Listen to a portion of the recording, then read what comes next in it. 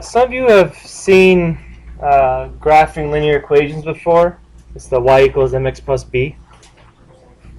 Looks something familiar? So you can graph any equation if it's in a certain format.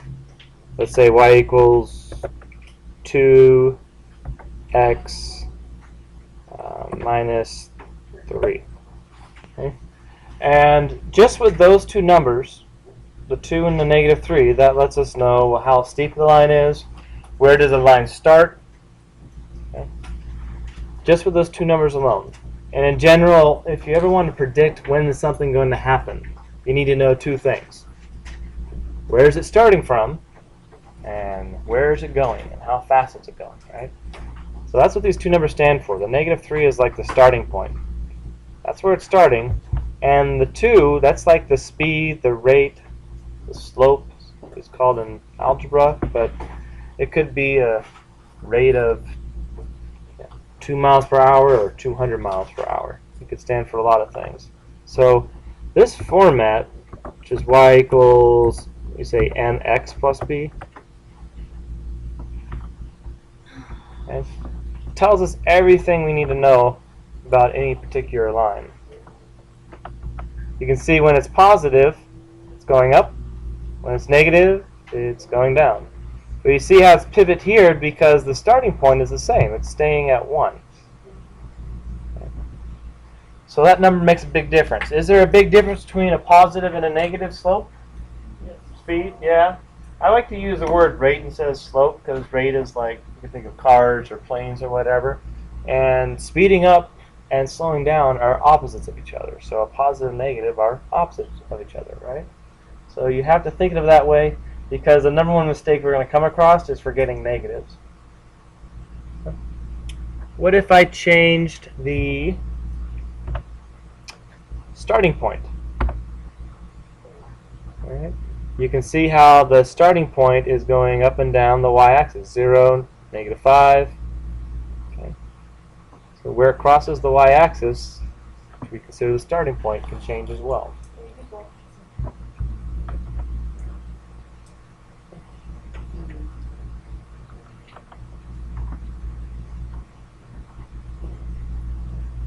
So this is what you're going to be doing. See, all of this, to figure out anything, has to be in this format, y equals mx plus b. So before we can graph anything, we have to know if a certain equation, like on your homework, is not in that format, how can you put it in that format so we can graph it later and use it for something. So before we can do the fun stuff, we got to do the technical stuff. Make sure we can put in that format. Okay. Again, it's called y-intercept form or slope-intercept form.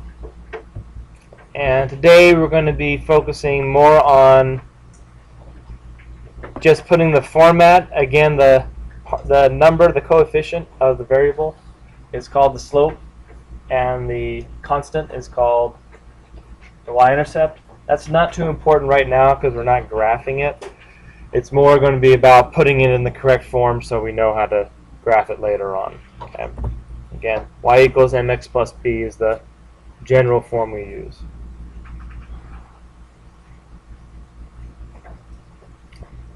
So I color-coded everything just to make it a little bit easier as we're going along. Don't really need to write this down for now. It's just good information, but we'll use it later. You won't need this on tonight's homework. Okay. But throughout this, I'll show you what the slope is, what the y-intercept.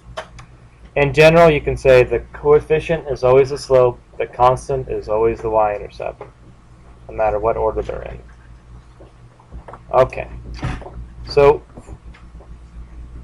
take a look at these three and just compare it with the general format of the one above, the colored one, and just notice why are these not in slope-intercept form? Why are these? What's wrong with these? What needs to be fixed? How come the top one's not in the correct form? What's wrong with this? Okay. So have an eye for this. So we see that right after the equal sign should be a number and a variable. Do we have that here? No. And we should have plus or minus just a number by itself at the very end. We have the variable. So in the first one, These are just out of order. It's y equals. That's good. But this is all mixed up. On the second one, it's not even y equals, right? It's x plus y equals. So we have the x's in the wrong place. And then over here, what's wrong with the bottom one? Well, we have 2y equals. Instead of y equals, there's 2y equals. So the first step is just identifying, well, what's wrong with this? What do I need to do to fix it, right? Okay, so let's look at each one individually. So we said here, that's not y-intercept form because it's in the wrong order. So if we want the number in the variable right after the equal sign, we can just move it. Okay.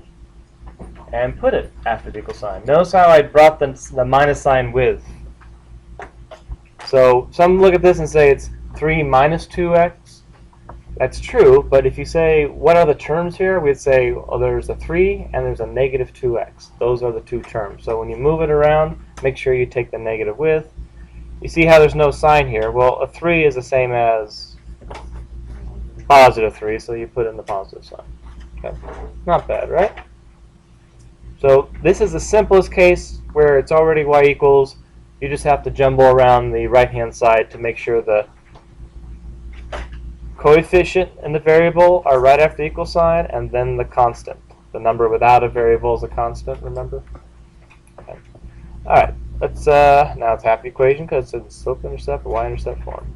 All right, you guys try this one. All right, write that down. Go ahead and put it in the correct format.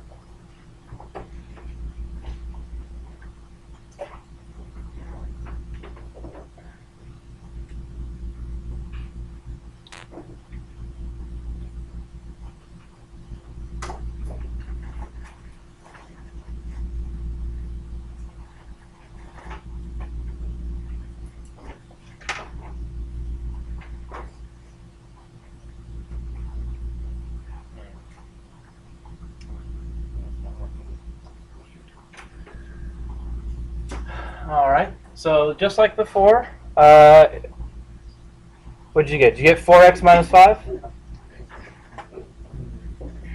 4x minus 5? No, right? Not 4x minus 5. So some common mistake is, oh, I just got to take the 4x and then swap them out. That's not the case. This is a 5. This is a negative 4x. So when you rearrange it, you have negative 4. See how the negative stays on the 4. Okay, so don't be simplistic and just switch the two numbers and just leave the negative alone. All right, good. And again, the slope is the coefficient, negative 4, and the y-intercept is the constant, which is 5.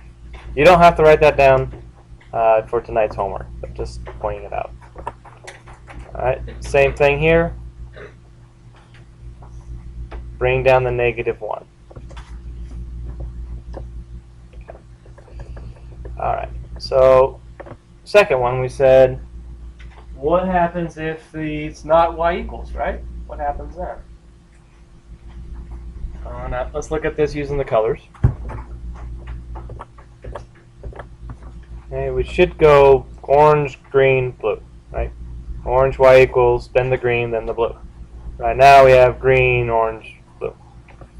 So you already know if there's something on the side that you want to cancel out, you have two options. Either subtract it or divide it. In this case, what should we do? Subtract or divide? Subtract, exactly. So subtract x on both sides. Right? Left-hand side becomes 0. X minus x is 0. Now on the right-hand side, do we want to put the x after the 5? No, remember up here, we want the green right after the equal sign. We want the blue at the end. So it's tempting to just say 5 minus x. Make sure you put the negative x right after the equal sign. Insert a positive sign for the 5.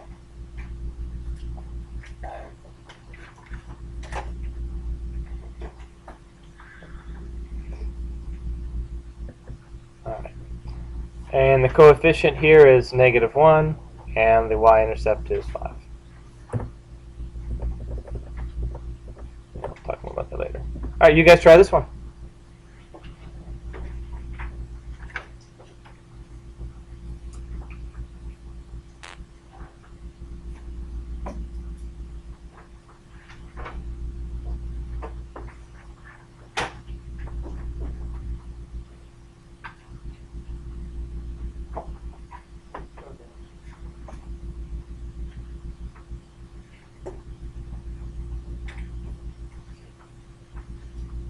a shot. Check with someone next to you. See if you got it.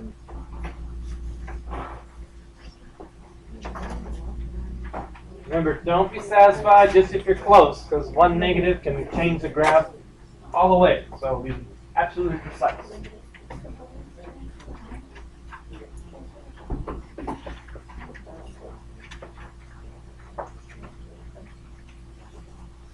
All right. So what needs to be done to both sides first here? Subtract 2x? Oh, add 2x, right? Because it's already a subtraction. So we get 0 here. Move the negative 3 over. Yeah, so we get y equals 2x minus 3. How many people got it right? A lot. Good. All right, so we're on the right track. So that's kind of like the medium. The medium is when there's no coefficient on y. You can see if we had like a 2 here, we'd have more work to do. But when there's no coefficient on the y, all we have to do is add and subtract one time.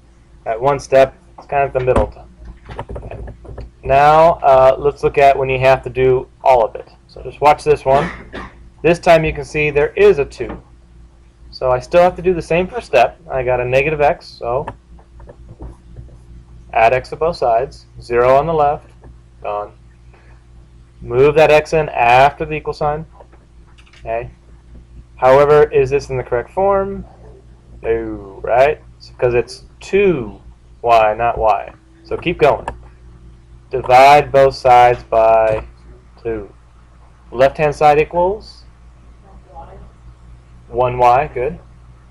Right, 2 divided by 2 is 1. Now the right-hand side. Do I divide the x by 2 or the 6 by 2? Both. Why? Yeah.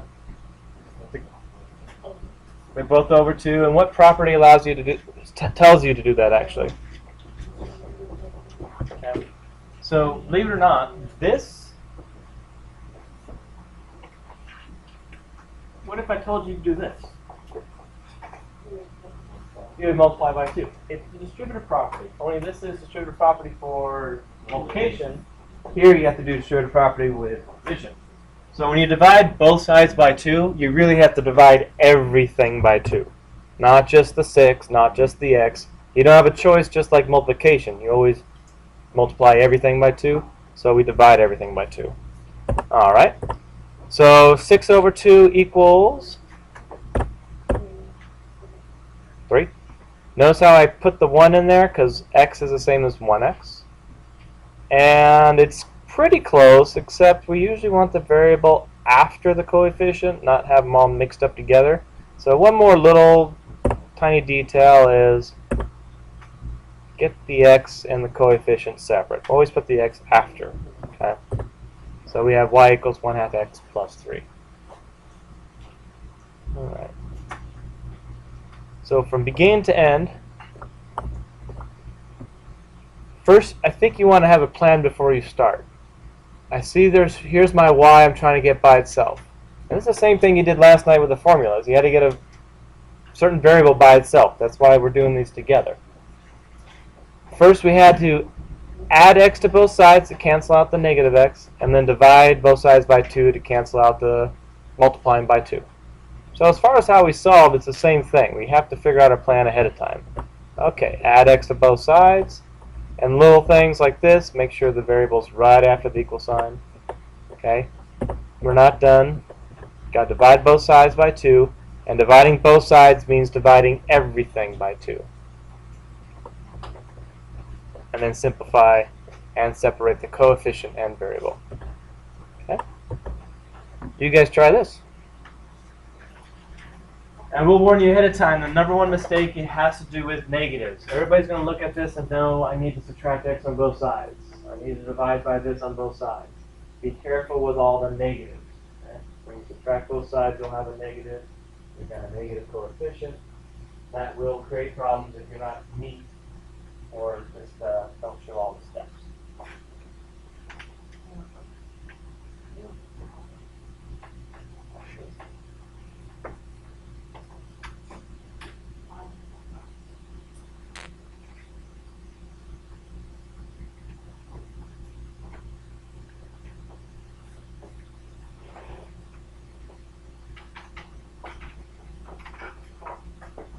Good.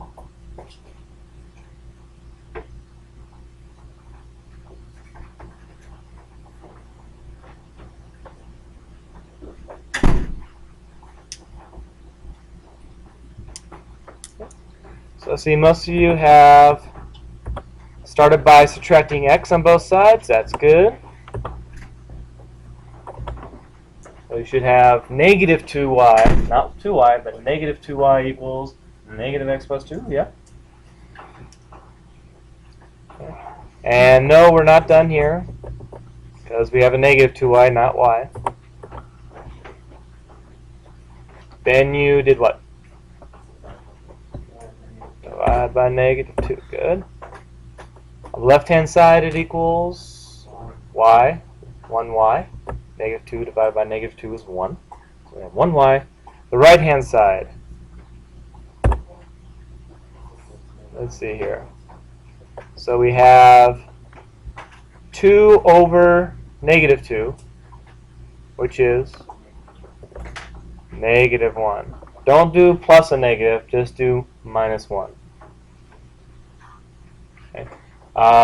Again, I put the number in the coefficient here, so it's negative x, so I made it negative 1x. Okay. Separate that a little bit, get that variable out of there, and then simplify. What's negative 1 over negative 2? What does it simplify to? Positive, right? Negative over negative? Positive. So we got y equals 1/2 x minus 1.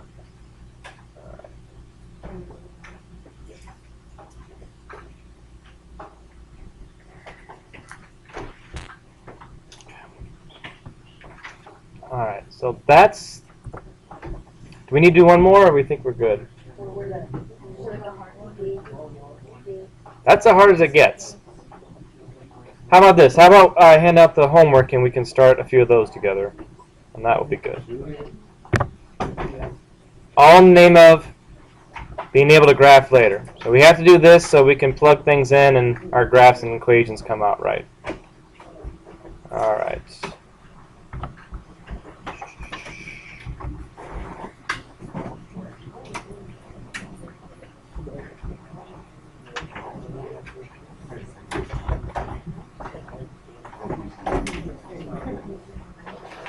Okay.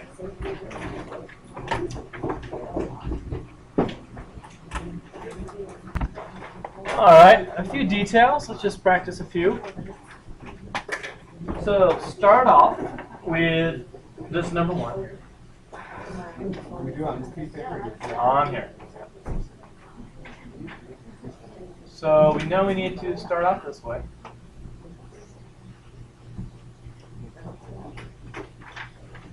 We get 0.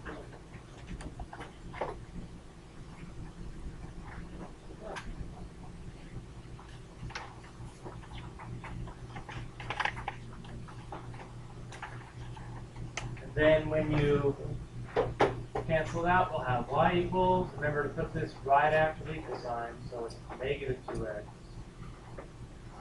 So that's kind of that middle one where we didn't have to divide by anything because the coefficient of y is just 1. So it's not going to divide by anything. So that's how it starts off, just those middle type. Just a few other things. Sometimes we won't have like a y-intercept, like on this case. See how it's 0. So when you have that case, you don't have to put plus 0. You can just leave it as 2y equals negative 5x. And then division, y equals negative 5 halves x. So no need to put plus 0. Usually plus zeros we don't write, and times 1 we don't write. Like we don't write 1 times y. Right? We just put y. Leave off the plus zeros, leave off the times time 1. Alright, a little bit further down, there are some other things. Follow all the rules you normally follow.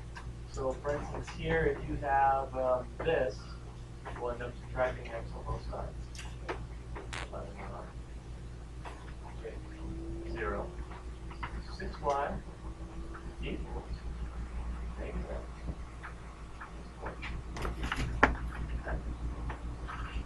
Divide both sides by 6. Divide everything by 6. We have y equals, this is negative 1, right? So we have negative 1 6 x minus 4 over 6, which equals 2/3. So the normal rules apply. If you have a fraction, reduce it all the way, but leave it as a fraction. No decimals or anything here. Later on, you might need to convert that. Now, if it's not a word problem, or if you're not graphing it, then you want to leave it just as a improper fraction, just like everything. On the back, you have a little bit of review. So, volume of a rectangular prism and perimeter of a rectangle, just solving for some different variables. Okay. And then here, just read the directions carefully. It asks you which of the following descriptions does not match. So 3 of these are worded in a way that is correct and it does describe both of these. One of them does not. Same thing here. 3 of these actually describe it correctly, just in 3 different correct ways. One of them does not. So you have to read them carefully and figure out which one doesn't fit. That's about it. If you didn't finish last night's and seen some of the answer keys I set up earlier, helped you kind of get started on some of them, make sure you finish them all up and you have another day to do that. I do warn you though, do not just copy it down and say, look, I'm done. When the quiz and test roll around, it's going to be obvious if you know or if you're not. Be honest, spend the time with it, and then you know how to do it, and you'll be like, oh, okay, I get this now, no problem. Only if you do the worksheet, right? We got a good 14, we counted, all right? 14 minutes till lunch, so keep working, you might get most of this done. Don't pack up with 30 seconds left in the class. You might get most of this done, and you can check your answer to somebody to see how you're doing. Not just writing it down and say, well, hopefully this is correct. Use your time wisely, and good things will happen.